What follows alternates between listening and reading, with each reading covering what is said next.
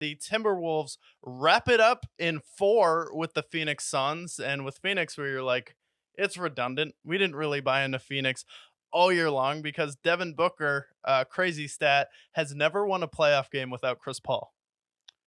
Really? Never. That's crazy. That's very strange for a guy who was supposed to be the next Kobe.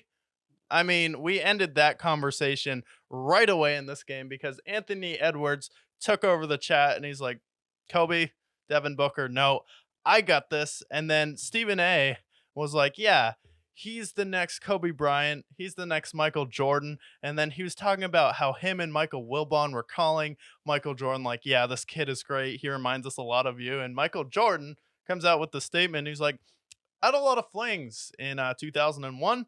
And I definitely have some kids I don't know about. And some of them are in the NBA. And then you're like, 2001, do the math. Anthony Edwards is 22. And then we're like, did Michael Jordan just confirm that Anthony Edwards is his son?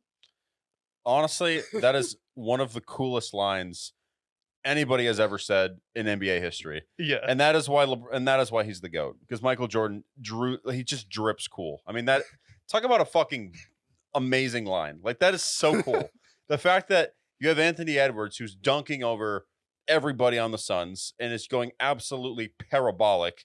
Then Michael Jordan says, I had a lot of fling. He basically just said, I fucked a lot of bitches in 2001, and there's a chance that one of them was Anthony Edwards' mother. Yeah. Like, so cool. Just that line alone. Jimmy Butler, who is his son. I don't care if they need to do a DNA test. He is his son. But I need to apologize because I've been very harsh to the Minnesota Timberwolves for a very long time. And a lot of this was because it was really aimed at Rudy Gobert. Like, it really was. The whole trade, too. I mean, that trade is still terrible. I'm not going to apologize for hating on that trade because that trade was pretty terrible, and it still is. 5 first-round picks for Rudy Gobert. I don't care. However, there is a man I need to apologize, and his name is Anthony Edwards.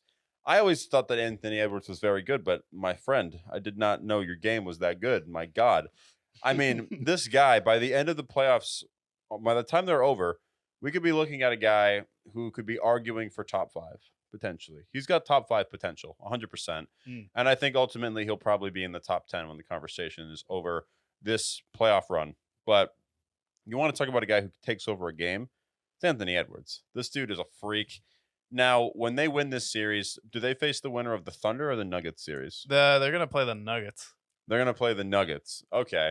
I don't think they're going to beat the Nuggets, but I think that they're going to put up a fight for sure. I think they'll put up a fight because any competent center can embarrass Rudy Gobert. And Rudy Gobert is the best defender in the regular season, but I've always said Rudy Gobert is useless in the playoffs, and that is a detriment to the Suns because now people are like, oh, Rudy Gobert is pretty good. Look at him play in the playoffs. I'm like, no, and stop it right now because you have the perfect team with the Minnesota Timberwolves. So you have Mike Conley, Anthony Edwards, and Jaden McDaniels, who's been a rock star for them. He's been their number 3 on offense for them, and they've been able to funnel the ball to Rudy Gobert. And then Yusuf Nurkic is their center. It's like, no shade to Nurkic, but he hasn't been able to compete with Gobert the same way where Jokic, whenever he plays him, just dominates this guy.